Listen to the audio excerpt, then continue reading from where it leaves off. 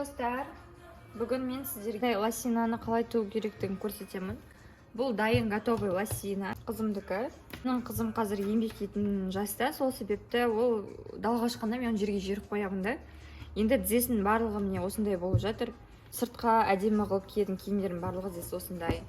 Сол үшін өстіп қолдан тиімді қылып тігуге тырысып жүрмін. Осындай лосинаны тігу үшін сізге осындай бір готовый балаңыздың киімі керек. Любой возрасттағы балаңызға тіге беруге болады, не обязательно ол қандай бала болуы. Енді бұндай лосинаны тігу үшін бізге қандай материал қажет? Сіз мынандай футболочный материал алсаңыз, трикотаж деп айтады оны, кулирка деп аталады жалпы. Мынандай футболочный ткань, кулирка деп аталады. Мынандай спортивка тігетін материал. Бұдан любой зат тігеді, әрине тек спортивка емес. Бұл двухнитка деп аталады, футер. Мен қазір осыдан тігемін. Бұның алдында мен кулиркадан тіккенмін. Қазір сізге мынадан тігу жолын көрсетемін. Бұл үшін біз матамызды аламыз. Алдын ала үтіктеп алыңыз. Мен қазір үтіктеуге возможность болмай тұр. Міне мына линияларды көріп тұрсыз ба? Ұзыннан кеткен. Бұл мата осылай жату керек ұзындығы. То есть біз пішетін кезде ұзындығынан пішеміз да. Лосина мне былай ұзыннан жату керек, былай көлденең жатпау керек. Мен қазір матаны осылай ұзыннан бүктеймін.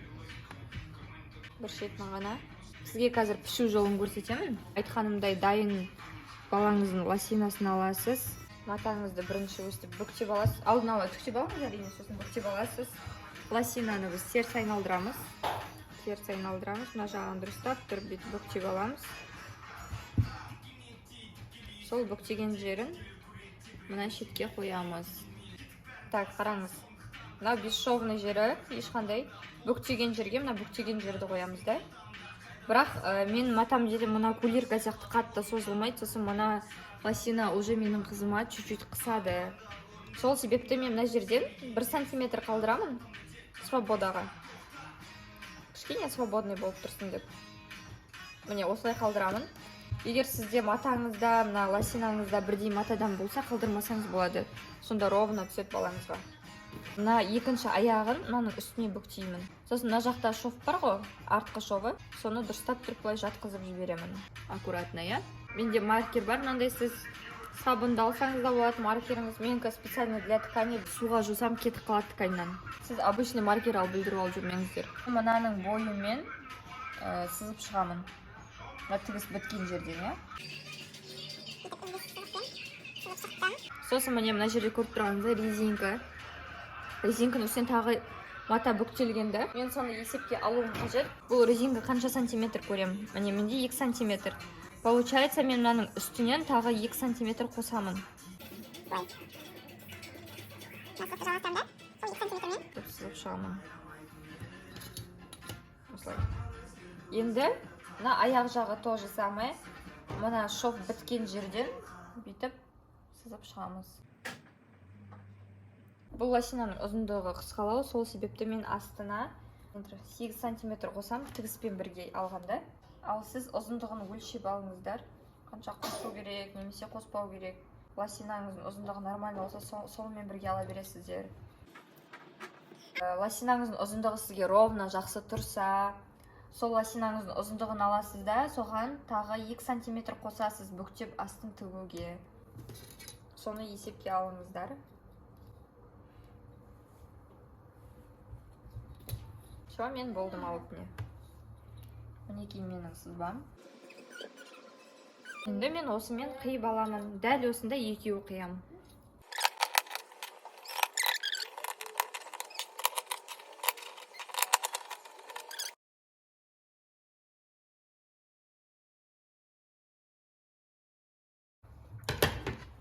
Біз мына екі аяқтың каждыйын бүйтіп бөлек оверлок таба аламыз.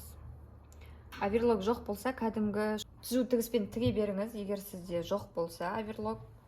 Себебі бұл мата ситнемейді, ситнейтін маталарға ғана оверлокты қолдануға болады. Ситнемесе, сізге қатты категорично болмаса, обработкасы, сіз кәдімгі тігіспен тіге беріңізге болады. Түзу тігіспен, то есть. Міне осылай түйреп алдым, екінші жағында түйреп алам. Все. Оверлоктауға кеттік. Инелерін алып тастаймыз. тастаймыз. Енді бұны біз теріс айналдыруымыз керек.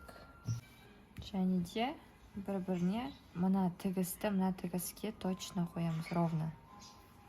Бүйтіп, мына жақта мына артық қалғаны бір жаққа қарайды, мында екінші жағына қаратамыз да.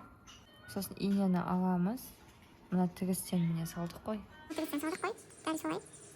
Мына тігіске саламыз. Ұзындығы ровно жату керек.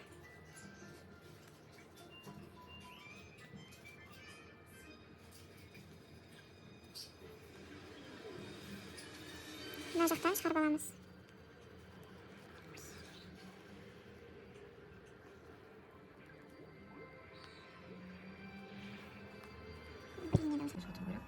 Сонда тіккен кезде мына линиялар бір-біріне ровно совпадать етеді.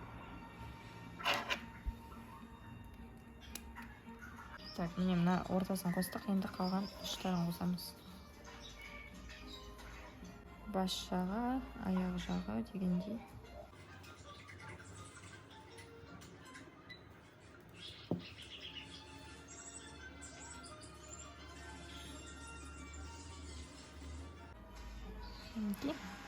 Енді бұлай айналдырып оверлоктап шығамыз. Аяқтар міне мұнда. Мұндай.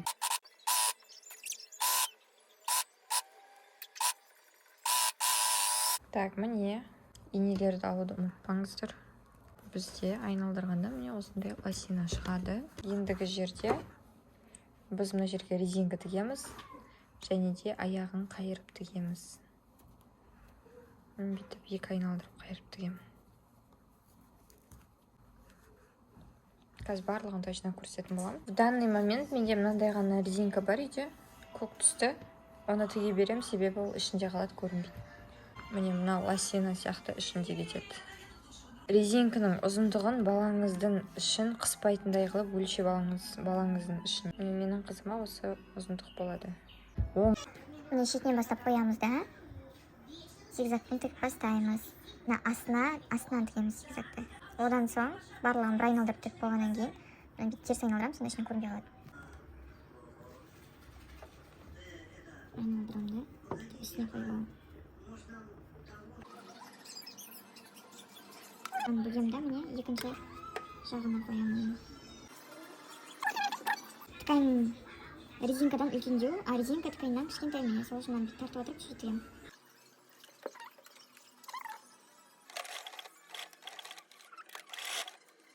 Екінші жағы бар ғой, содан ұстап бүйтіп тартам. Сол кезде резинка қаншалықты тартылады. Мына ткань тартылмау керек. Мына резинка тканьның бойына тартылу керек.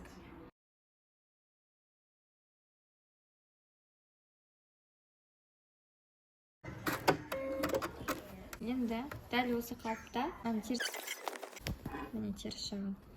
Негізі лишнен қиып тастауға болады. Мына маталарды. Мен қиып шықтым. Мен мына резинканы бүйтіп бір қайырамда, астынан тігемін де тағы да.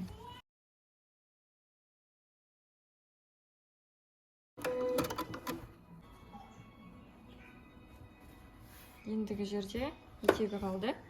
Енді етегін бүйтеміз. Міне бір шетін 0,5-ға қайырамыз. Міне бір бүктедік, я, тағы бір бүктейміз. Түйреп аламыз. Дәл солай. Екінші жағында бүктейміз. Міне бір бүктедік, сосын екі бүктедік. Түйреп аламыз. Енді екі жағын тартып тұрып, мына ортасында түйреміз.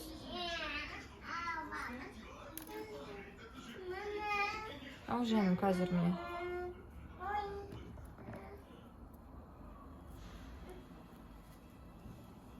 Мынаны зигзагпен тігіп шығамыз тоже.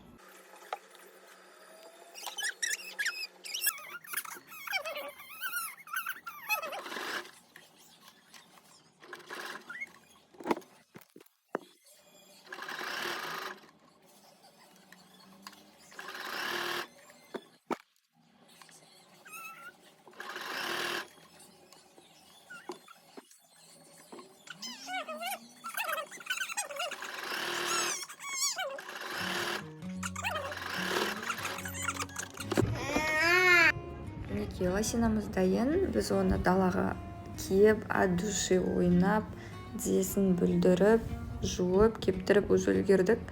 Және де біз тағы да басқа түрлерін тіктік. Үйге киетін ақ түстен, сары түстен, розовый түстерінен. Сіздер де осылай балапандарыңызға әдемі, ыңғайлы лосиналар тігіп берсеңіздер болады. Және де үйге, ойынға, сыртқа деп түрлі матадан тігіп әсемдеңіздер. Сіздермен болған Гүлфара жақын. Егер де видео ұнаса, пайдалы болса, міндетті түрде комментария қалдырып, подписаться етуді ұмытпа.